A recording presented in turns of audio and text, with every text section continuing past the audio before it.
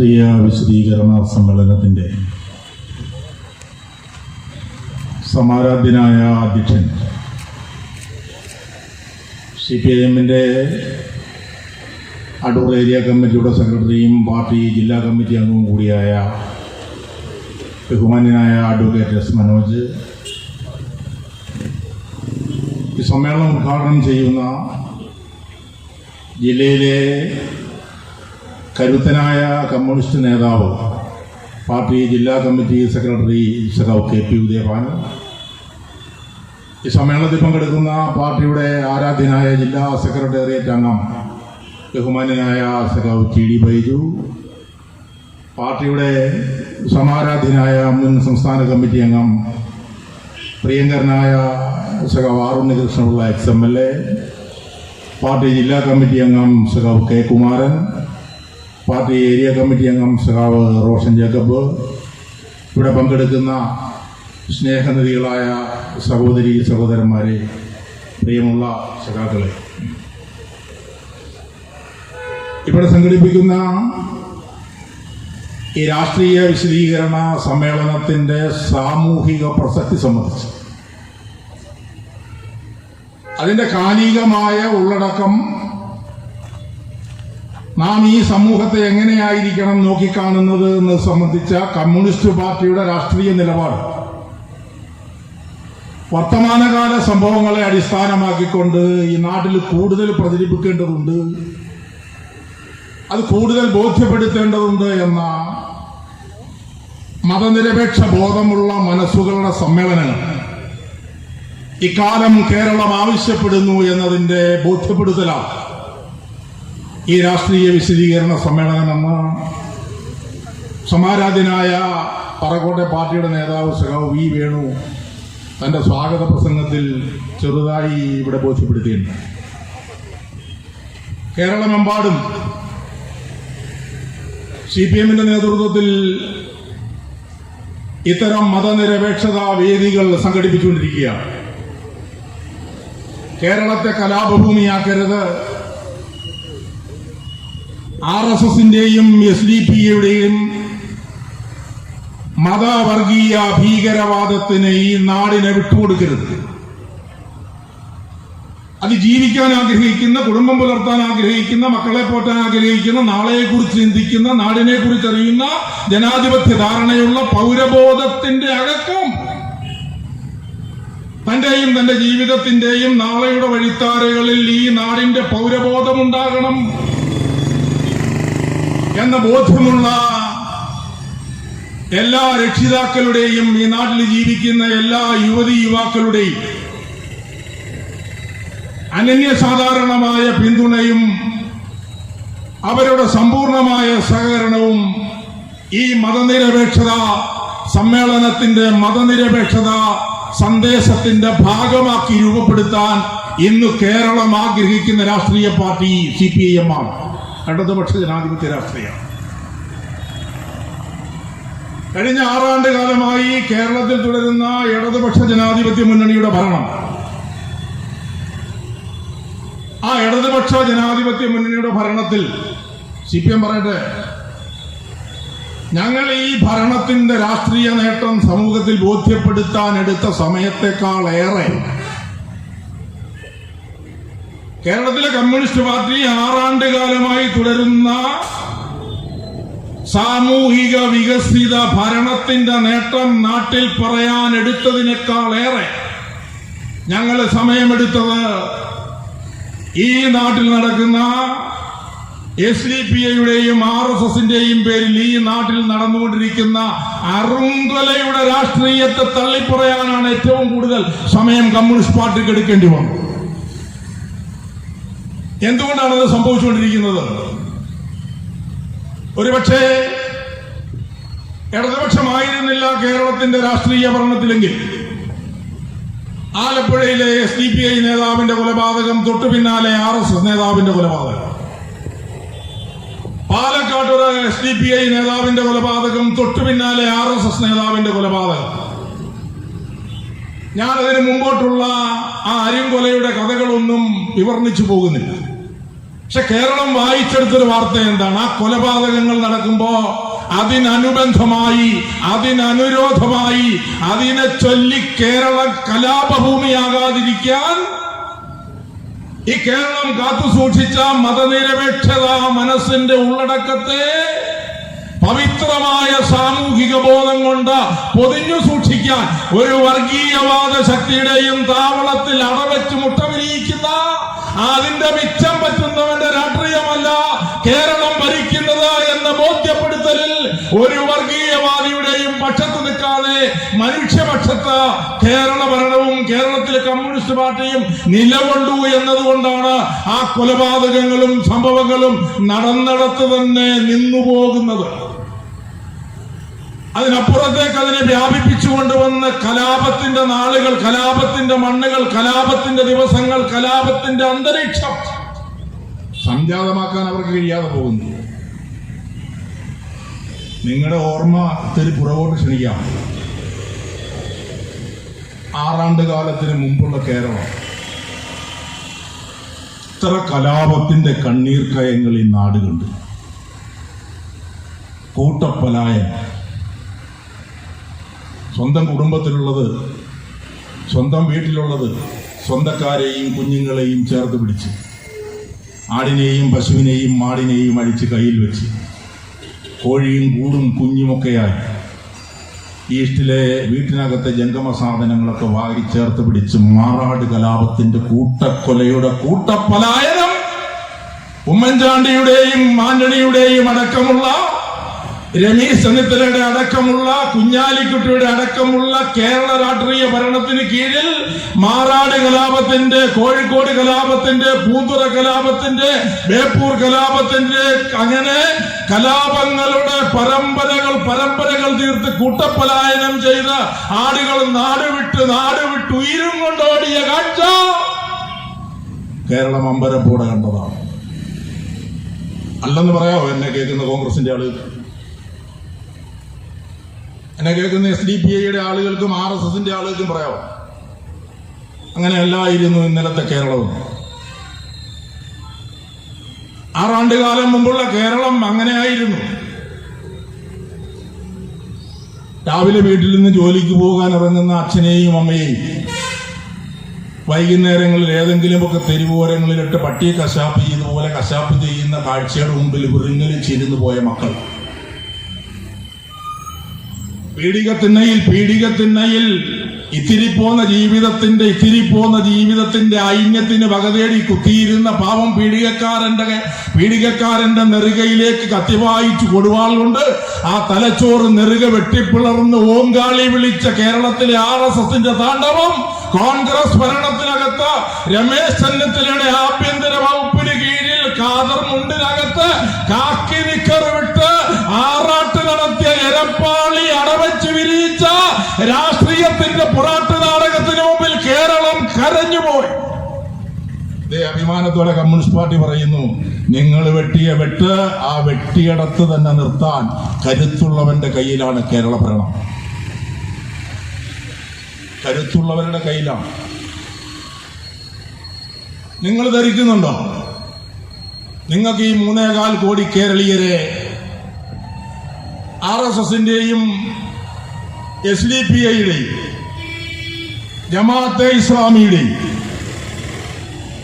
അവരുടെയൊക്കെ പേരിൽ ഈ നാട്ടിൽ ഇറങ്ങി തിരിച്ചിരിക്കുന്ന കുറെ നിരപരാധികളായ ചെറുപ്പക്കാർ ആഹ്വാനം കേട്ട് അവരുടെ പൈസയും അവരുടെ വാഹനവും അവർ കൊടുക്കുന്ന മറ്റ് സുഖസൗകര്യങ്ങളുമൊക്കെ കൈപ്പറ്റി കൊടുവാളുകൾ അരയിൽ തിരികെ ഇറങ്ങിയിരിക്കുന്ന നിങ്ങളോട് ചോദിക്കട്ടെ, നിങ്ങൾ നിയന്ത്രിക്കുന്നിടത്ത് കേരളം എത്തോ?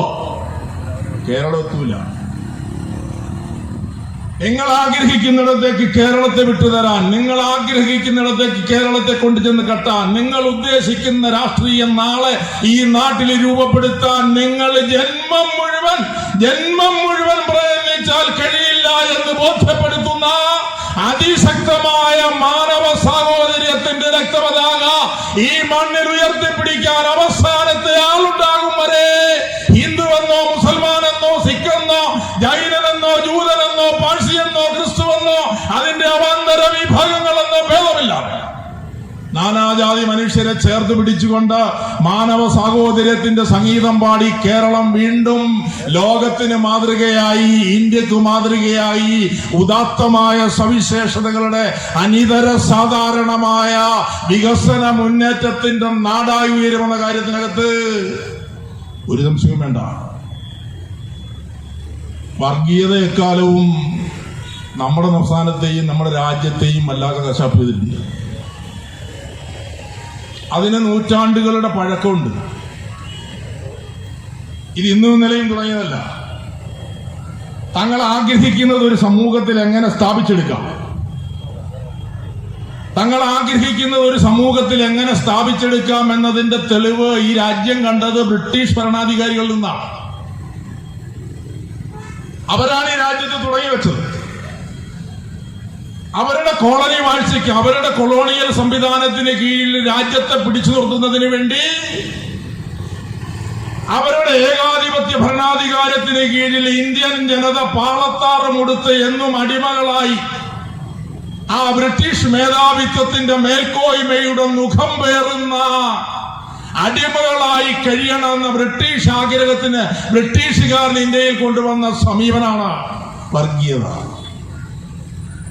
അതുകൊണ്ടാണ് ഞാൻ പറഞ്ഞത്, ഇന്ന് കത്തിയും തേച്ചും നീക്കിക്കൊണ്ടിറങ്ങിയിരിക്കുന്ന RSSകാരൻ്റെയോ ഇപ്പോൾ ഇറങ്ങിയിരിക്കുന്ന SDPIക്കാരൻ്റെയോ കൊടുവാളുമായി നിൽക്കുന്ന ജമാഅത്തെ ഇസ്ലാമിയുടെയോ ഒന്നും ഇവർക്കൊക്കെ മുമ്പേ ഇത് ഈ നാട്ടിൽ കൊണ്ടുവന്ന് വിത്തിട്ട് തന്ന ആളുകൾ വിദേശികളാണ്.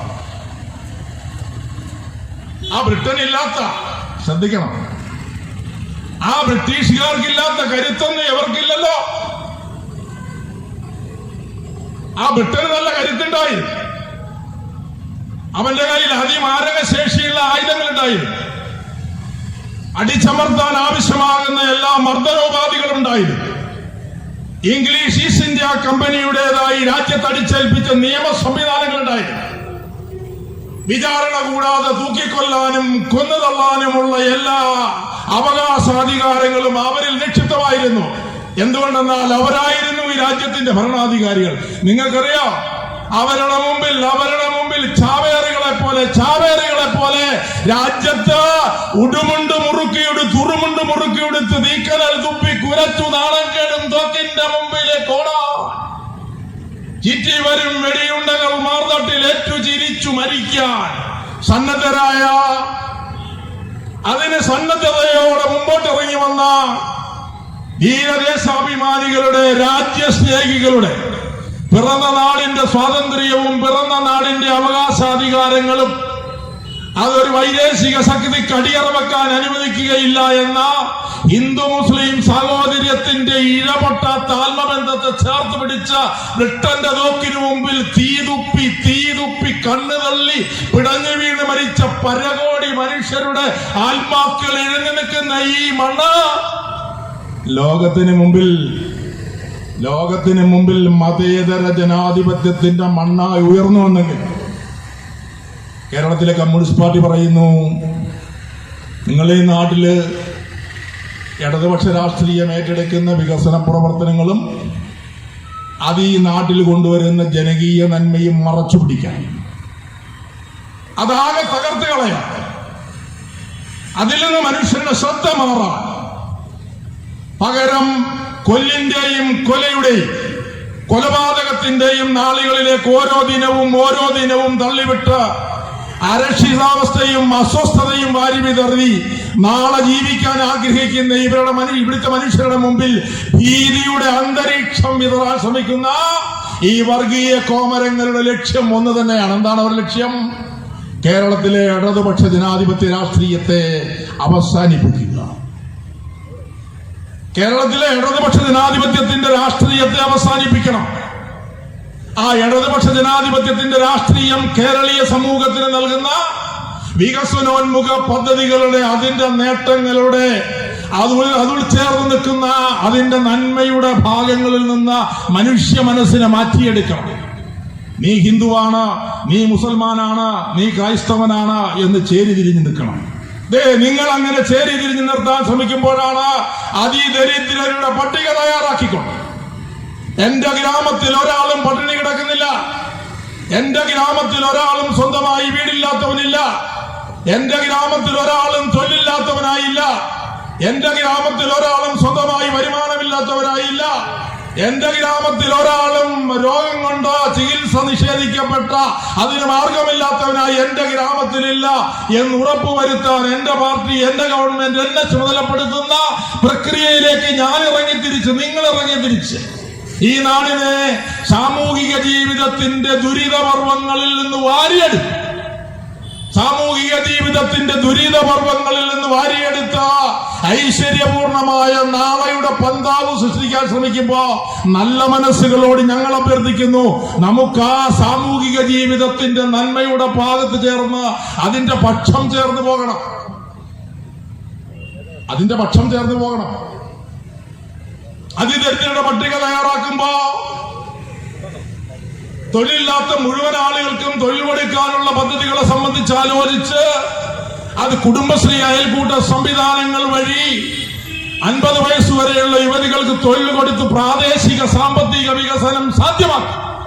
പട്ടിണി കിടക്കുന്നില്ല, വരുമാനമുണ്ട് എന്ന് ഉറപ്പുകൊടുക്കാനുള്ള പദ്ധതികൾ ആരംഭിച്ച് മുന്നോട്ട് പോകുമ്പോൾ അത് മുന്നോട്ട് കൊണ്ടുപോകുന്ന വികസന സംരംഭങ്ങൾ, നിത്യോപയോഗ സാധനങ്ങൾക്ക് ദേശീയ രാഷ്ട്രീയത്തിലെ കെടുതികൾ മൂലം, ആ ഭരണകൂട നയത്തിന്റെ നെറുകേട് മൂലം വിലക്കയറ്റത്തിന്റെ തോത് രൂക്ഷമാകുമ്പോഴും 14 ഇനം നിത്യോപയോഗ സാധനങ്ങൾക്ക് 6 ആണ്ട് കാലമായി വില വർദ്ധിപ്പിക്കാം. കയ്യിലുള്ള വരുമാനം കൊണ്ട് അത് വാങ്ങി അനുഭവിക്കാൻ കഴിയുമെന്ന് ഒരു പാവപ്പെട്ടവനെ ബോധ്യപ്പെടുത്തിക്കൊണ്ടിരുന്ന ഇടതുപക്ഷ ജനാധിപത്യ മുന്നണിയുടെ രാഷ്ട്രീയത്തിന്റെ ജീവിതത്തിന്റെ കെടാവിളക്ക് നമ്മുടെ മനസ്സിൽ ചർച്ച ചെയ്തതിലേക്കായിരിക്കണം. എന്നെ കേൾക്കുന്നവരിൽ ഒരുപക്ഷെ ഇടതുപക്ഷ കമ്മ്യൂണിസ്റ്റ് അനുഭാവമില്ലാത്തവരുണ്ടായിരിക്കാം. ഞാൻ അവരോട് പറയട്ടെ, നിങ്ങളുടെ മനസ്സിന്റെ ചർച്ച എങ്ങോട്ടേക്ക് തിരിയണം. ദാരിദ്ര്യമില്ലാത്തവരുടെ നാട് സൃഷ്ടിക്കുമ്പോ, വീടില്ലാത്തവർക്ക് മുഴുവൻ വീട് കൊടുക്കുമ്പോ, ഭൂമിയില്ലാത്തവർക്ക് മുഴുവൻ ഭൂമി കൊടുക്കുമ്പോ, വില കുറച്ചു സാധനങ്ങൾ കൊടുക്കുമ്പോ, രോഗബാധിതർക്ക് സൗജന്യമായി ചികിത്സ കൊടുക്കുമ്പോ, പെൻഷൻ വാങ്ങാനുള്ള മുഴുവൻ ആളുകൾക്കും കുടിശ്ശിക തീർത്ത് വിഷുവിനും റംസാനും മുന്നോടിയായി 2 മാസത്തെ പെൻഷൻ മുന്നോടിയായി കൊണ്ടുകൊടുത്ത ആ കുടുംബങ്ങളിൽ സന്തോഷത്തിന്റെ നറുനിലാവ് വിരിയുമ്പോ ഹിന്ദുവെന്നോ മുസൽമാനെന്നോ ക്രൈസ്തവനെന്നോ സിഖെന്നോ ജൈനെന്നോ ജൂതനെന്നോ പാഴ്സിയെന്നോ നായരെന്നോ നമ്പൂരിയെന്നോ ഈഴവനെന്നോ കുറവനെന്നോ പുലയനെന്നോ പറയനെന്നോ വേടനെന്നോ ആദിവാസിയെന്നോ മലവേടനെന്നോ തണ്ടാനെന്നോ വകഭേദമില്ല. ഒരു ഗ്രാമത്തിന്റെ സാമൂഹിക ജീവിതത്തിൽ തളിരിട്ട നാനാജാതി മതസ്ഥരായ മനുഷ്യരുടെ ഒത്തുചേർന്ന കുടുംബങ്ങൾക്ക് മുമ്പിൽ ഇടതുപക്ഷ ജനാധിപത്യ മുന്നണിയുടെ ജീവിത വികാസത്തിന്റെ നറുനിലാവ് ഉദിച്ചുയരുമ്പോ ഊതിക്കെടുത്താൻ കൊടുവാൾ തലയുമായി ഇറങ്ങുന്നവന്റെ കൈ തട്ടി മാറ്റാൻ കരുത്തോടെ ഉണ്ടാവും പാർട്ടി. ഒരു സംശയവും വേണ്ട. ഞങ്ങൾ നിങ്ങളെ ബോധ്യപ്പെടുത്താൻ ആഗ്രഹിക്കുന്നു. ഞങ്ങൾ രാവിലെ ഇറങ്ങുന്നത് ഇങ്ങനെ അങ്ങ് വീട്ടിൽ ചെന്നുകൊള്ളാം എന്ന് വീട്ടിൽ ആർക്കും ഉറപ്പ് കൊടുത്തിട്ടൊന്നുമല്ല. ഞങ്ങളുടെ കുടുംബാംഗങ്ങളോട് രാവിലെ വീട്ടിൽ നിന്ന് ഇറങ്ങുമ്പോ ഈ പൊതിഞ്ഞു കെട്ടി ഇറങ്ങിയിരിക്കുന്നതും കൊണ്ട് വൈകിട്ട് ഇതുപോലെ അങ്ങ് ചെന്നുകൊള്ളാം എന്ന് ഉറപ്പൊന്നും കൊടുത്തുകൊണ്ടല്ല. ആ ധാരണയുണ്ടാകണം. ആ ധാരണ നല്ലതുപോലെ ഉണ്ടാകണം. ഈ ജില്ലയുടെ ചരിത്രം എടുത്താൽ നിരണം കുഞ്ഞുകുഞ്ഞു തൊട്ട് 960കളിൽ നിരണം കുഞ്ഞുകുഞ്ഞു തൊട്ട് ഇങ്ങോട്ട് അവസാനം സന്ദീപ് കുമാർ വരെ നിങ്ങൾ കൊന്നുതള്ളിയ നിരപരാധികളായ കമ്മ്യൂണിസ്റ്റുകാരുടെ എണ്ണം നിരവധിയാണ്. അതുകൊണ്ടാണ് ഞങ്ങൾ പറഞ്ഞത്, ഞങ്ങൾ ഇറങ്ങിത്തിരിക്കുമ്പോ ഞങ്ങൾ ഇതുപോലെ അങ്ങ് ചെന്നുകൊള്ളാം എന്ന് ഉറപ്പ് കൊടുത്തുകൊണ്ടൊന്നല്ല.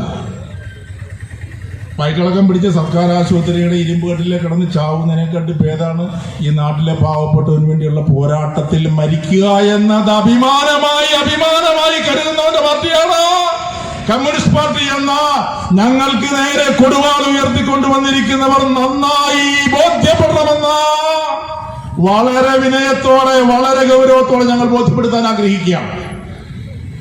നാനാജാതി മതസ്ഥരുടെ നാടായി ചേർന്നു പോകുന്ന ഈ നാടിന്റെ ജീവിത സംവിധാനത്തിൽ 6 ആണ്ട് കാലമായി ഒരു വർഗീയ കലാപത്തിന്റെയും വിത്തുപാകാതെ പോകുന്ന ഇടതുപക്ഷ ജനാധിപത്യത്തിന്റെ രാഷ്ട്രീയം, ഒരു ജാതി മേധാവിയുടെയും ഒരു മതമേധാവിയുടെയും മുമ്പിലെത്തി എങ്ങനെയായിരിക്കണം കേരളത്തിന്റെ ഭരണം കൊണ്ടുപോകേണ്ടത് എന്ന അവരുടെ തിട്ടൂരങ്ങൾക്ക് വിധേയമായി നിന്നുകൊടുക്കാം. ജനാഭിലാഷത്തിന്റെയും ജനഹിതത്തിന്റെയും ഉള്ളടക്കം എന്താണെന്ന് മനസ്സിലാക്കി അതിന്റെ അടിസ്ഥാനത്തിൽ ജാതി മത വ്യത്യാസം കൂടാതെ എല്ലാ മനുഷ്യരെയും ഒരുപോലെ ചേർത്ത് പിടിച്ചു കൊണ്ടുപോകുന്ന കേരളം അതിന്റെ ഐശ്വര്യപൂർണമായ അതിന്റെ വികസിത മുന്നേറ്റമായ അത് ലോകം പാടിപ്പുകഴ്ത്തുന്ന വരുന്ന 4 ആണ്ടുകാലം കൂടി കഴിയുമ്പോ ലോകം പാടിപ്പുകഴ്ത്തുന്ന ഏറ്റവും ഔന്നത്യമുള്ള ജീവിത മുന്നേറ്റത്തിന്റെ മണ്ണായി ഉയർത്തെഴുന്നേൽക്കുമ്പോ നമുക്ക് മതനിരപേക്ഷതയുടെ മതേതരത്വത്തിന്റെ വീരഗാഥകൾ പാടി എല്ലാ ജാതി മതത്തിലും പെട്ട മനുഷ്യരെ ഒരുമിച്ച് ചേർത്ത് പിടിച്ചുകൊണ്ട് ഈ നാടിനു വേണ്ടി മുന്നോട്ട് പോകാൻ രക്തപതാകയുമായി ഞങ്ങൾ എത്തുമ്പോ ഒപ്പമുണ്ടാകണം എന്ന വിനയാന്വിതമായ അഭ്യർത്ഥനയോടെ ഈ സമ്മേളനം ഉദ്ഘാടനം ചെയ്യുന്നതിന് പാർട്ടി ജില്ലാ കമ്മിറ്റിയുടെ സെക്രട്ടറി സഖാവ് KP ഉദയഭാനു എത്തിച്ചേർന്നിരിക്കുന്നത് കൊണ്ട് ഞാൻ എന്റെ കൊച്ചുവാക്കുകൾക്ക് അടിവര കുറിക്കുന്നു. വിപ്ലവാഭിവാദനം.